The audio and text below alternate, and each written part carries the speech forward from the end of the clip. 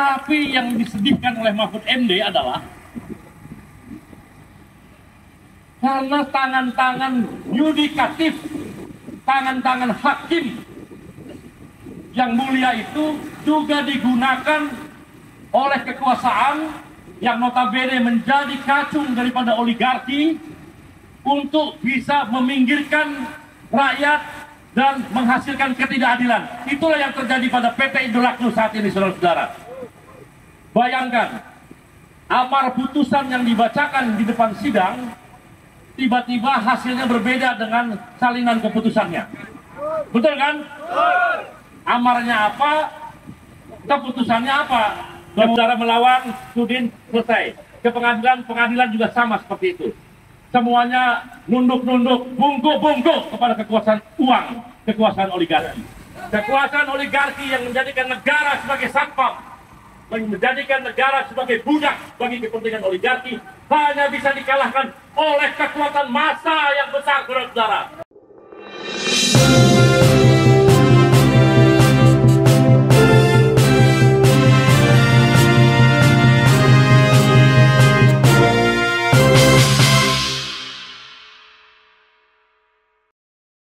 Saya apresiasi sekaligus prihatin kepada kejadian yang menimpa anggota kita yang ada di PT Indolakno.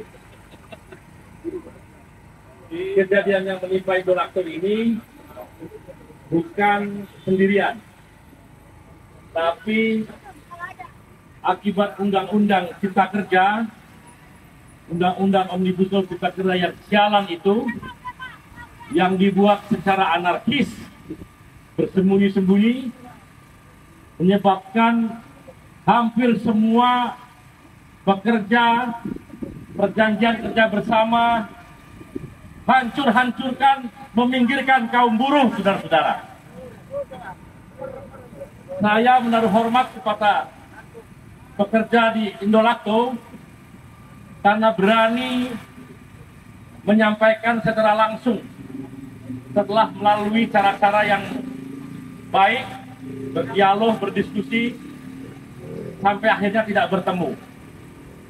Saudara-saudara, saya ingin menyampaikan seperti ini, bahwa yang disebut anarkis adalah kita semua apabila kita tidak memenuhi aturan-aturan perundang-undangan. Itu yang disebut dengan anarkis. Sekarang ini seringkali tuduhan anarkis itu ditujukan kepada orang-orang seperti kita. Orang-orang yang berdemonstrasi, menuntut hak dan sebagainya, dan kemudian dengan satu dan lain hal kita disebut anarkis sedikit-sedikit demo. Tidak, saudara-saudara. Anarkis itu justru adalah banyak terjadi pada pejabat-pejabat atau pemimpin-pemimpin negeri. Anarkis itu mereka dengan seenaknya melanggar undang-undang, melanggar aturan-aturan dengan alasan saya punya kuasa, kalian mau apa? Itu namanya anarkis, saudara-saudara. Saya mengapresiasi Mahfud MD, Profesor Dr. Mahfud MD. Walaupun telat menyatakan kebobrokan negeri ini, telat karena dia di ujung mengatakan kebobrokan negeri ini, tapi menarik satu hal yang dikatakan. Menggunakan eksekutif untuk ikut campur dalam pengambilan keputusan-keputusan di bidang yang bukan seharusnya, ya, itu masih bisa masuk akal karena eksekutif adalah anak buah presiden. Jadi kalau presidennya sontoloyo dan tidak masuk akal, maka wajar kalau menteri-menterinya dan semua anak buahnya juga sontoloyo dan tidak masuk akal, saudara-saudara. Tapi yang disedihkan oleh Mahfud MD adalah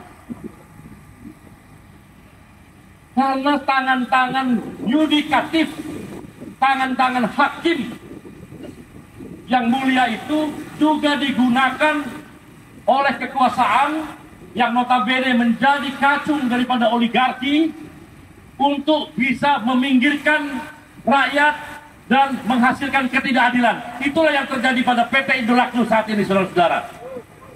Bayangkan, amar putusan yang dibacakan di depan sidang, tiba-tiba hasilnya berbeda dengan salinan keputusannya. Betul kan? Amarnya apa, keputusannya apa, kemudian yang ditetapkan adalah yang di salinannya itu. Padahal sama sekali sudah tidak diucapkan dalam amar ketika bersidang. Dan kejadian ini banyak sekali menimpa rakyat kita, saudara-saudara. Karena itulah yang kita sedihkan. Saya mengapresiasi Indolakto dan maksud saya pekerjanya karena tidak lagi berkutat di urusan dalam negeri perusahaan. Tapi dia membawa kasus ini kepada hal-hal yang lebih besar. Datang ke DPRD, ke Sudin, ke DPRD, kemudian ke kantor pusat yang menjadi headquarter atau bapak ibu kandungnya Indolakto, demonstrasi ke Indo Semen, Wisma Indo Semen, Indofood, Indofood Tower, dan kemudian juga datang ke Bursa Efek Indonesia, dan kemudian setelah itu datang ke DPR, saudara. Ini Bursa Efek Indonesia ini gudangnya perampokan uang rakyat Indonesia, saudara-saudara. Bursa Efek Indonesia seharusnya menseleksi betul perusahaan-perusahaan mana yang berhak mendaftarkan atau listed di dalam organisasinya. Bagi perusahaan-perusahaan yang menindas rakyatnya, merusak lingkungan, menggusur masyarakat adat, seharusnya tidak boleh listed di dalam Bursa Efek Indonesia ini, saudara-saudara. Dan harus ingat juga, berapa puluh triliun uang Jiwasraya. Uang Jiwasraya itu punya rakyat banyak, 23 triliun. Uang Asabri, 18 triliun. Diputar-putar di Bursa Efek Indonesia. Tiba-tiba uang itu hilang, saudara-saudara. Ini adalah pusat kejahatan. Bursa Efek Indonesia menjadi pusat kejahatan kalau tidak mau berbenah diri, saudara-saudara. Ingat, kita datang hanya mengantar beberapa teman kita yang merasa tertindas. Tapi KSPSI sendiri, saudara-saudara, jumlahnya berjuta-juta, saudara-saudara. Belum lagi federasi dan konfederasi sahabat juga berjuta-juta jumlahnya. Satu hari kalau Bursa Efek Indonesia tidak mau mendengarkan hal-hal yang paling penting dalam penindasan hak asasi manusia, perusakan lingkungan dan sebagainya, maka tidak mustahil kita akan duduki berkali-kali Bursa Efek Indonesia dengan ribuan orang datang ke sini, saudara. Anda ingat di New York, Occupy Wall Street, duduki Wall Street. Sekarang kita juga akan bersiap-siap untuk melakukan duduki Bursa Efek Indonesia, saudara. Ini saya lihat tempat di sini. Ini sama 1.000 orang ini terus sesak. Betul kan? Anggota RTSN saja itu ada 230.000 orang. Ini kita cuma sedikit sekali. Hanya ingin menunjukkan bahwa kita ingin baik-baik. Tapi kalau mereka tetap anarkis, maka kaum buruh Indonesia tidak akan ragu-ragu berkonsolidasi dengan semua kekuatan menduduki Bursa Efek Indonesia. Waktunya akan kita tentukan nanti, saudara-saudara. Jadi saya berharap Bursa Efek Indonesia, pimpinan-pimpinan, dengarkan ini pimpinan. Kamu daftar perusahaan-perusahaan yang jahat terhadap rakyat. Kamu harus daftar perusahaan-perusahaan yang menindas buruh. Kamu harus mendaftar perusahaan-perusahaan yang merusak lingkungan. Kamu harus mendaftar perusahaan-perusahaan yang menggusur masyarakat adat. Tegur mereka. Jadikan mereka supaya patuh terhadap undang-undang yang berlaku.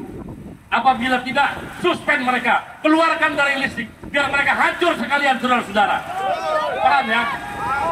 Karena tidak boleh perusahaan yang sekelas internasional dibiarkan merusak atau menindas buruhnya. Jadi sekali lagi saya mengapresiasi, ini kita di tengah-tengah kesulitan yang luar biasa saat ini, PHK di mana-mana, karena ketidakberjusan negara pemerintah dalam mengatur ekonomi, kita masih bisa berdiri dengan gagah dan lantang di tempat ini. Dan tentunya pemberitahuan yang sangat singkat dari RTMM, dari teman-teman Indolakto. Alhamdulillah bisa mendapatkan respon, dan saya menyengaja hadir di sini untuk menyemangati saudara-saudara bahwa apa yang saudara-saudara kerjakan adalah mulia, apa yang saudara kerjakan adalah benar, karena saudara untuk mempertahankan harkat dan martabat sebagai manusia yang bekerja, saudara-saudara. Jadi sekali lagi kita akan tunggu respon daripada Bursa Efek Indonesia. Apakah hari ini dia mau menerima saudara-saudara untuk menjelaskan tentang kejahatan dari berbagai perusahaan yang listing di Bursa Efek Indonesia ini? Karena saya tahu, ya, Anda satu grup kan, grup satu naga itu, Indofood Group. Hati-hati. SPSI juga punya, ya, serikat-serikat pekerja yang di perkebunan sawit, saudara. Perkebunan sawit ada ya, Indo Agri ya. Itu juga sama seperti saudara. Beberapa perusahaan ya yang lain di luar daripada Indo Agri itu masih bisa bernegosiasi dan menghasilkan kesepakatan yang baik. Tapi saya mendapat laporan dari Federasi Serikat Pekerja Pertanian Perkebunan bahwa dari PT-PT yang terkait dengan Indo-Indo ini, ya, itu justru mentang-mentang, pokoknya mentang-mentang saya kuasa mau apa, saya pengen begini. Seperti juga terjadi pada saudara-saudara. Saudara melawan, Sudin selesai. Ke pengadilan, pengadilan juga sama seperti itu. Semuanya nunduk-nunduk, bungkuk-bungkuk kepada kekuasaan uang, kekuasaan oligarki. Kekuasaan oligarki, saudara-saudara, dengarkan saya nih. Apa kalian siap? Dengarkan saya. Kekuasaan oligarki yang menjadikan negara sebagai satpam, menjadikan negara sebagai budak bagi kepentingan oligarki, hanya bisa dikalahkan oleh kekuatan massa yang besar, saudara-saudara. Apa saudara-saudara siap dalam rangka itu? Apa saudara-saudara siap menghancurkan oligarki hitam yang menindas rakyat bersama-sama? Ingat omongan saya, ya. Pastikan pada saatnya komando itu akan diungkapkan dan berkonsolidasi memastikan perbaikan bangsa ini melalui gerakan massa, bukan lagi gerakan-gerakan yang sopan santun lewat pengadilan dan sebagainya, yang menurut Profesor Mahfud MD juga sudah menjadi kaki tangan daripada oligarki, saudara-saudara. Hancur lebur negara ini, saudara-saudara, kalau kita berdiam diri saja. Terima kasih, selamat berjuang. Satu hari kita akan bertemu dengan jumlah yang jauh lebih besar daripada ini. Kita kabarkan kepada kawan-kawan kita, kita akan duduk di Bursa Efek Indonesia. Occupy BEI. Dengarkan saya, sama-sama. Duduki BEI. Duduki BEI. Duduki Bursa Efek Indonesia. Duduki Bursa Efek Indonesia. Duduki Bursa Efek Indonesia. Duduki Bursa Efek Indonesia. Ya, terima kasih. Billahi bisabil haq. Wassalamualaikum warahmatullahi wabarakatuh. Merdeka! Terima kasih Pak Jumhur untuk tidak turun dulu.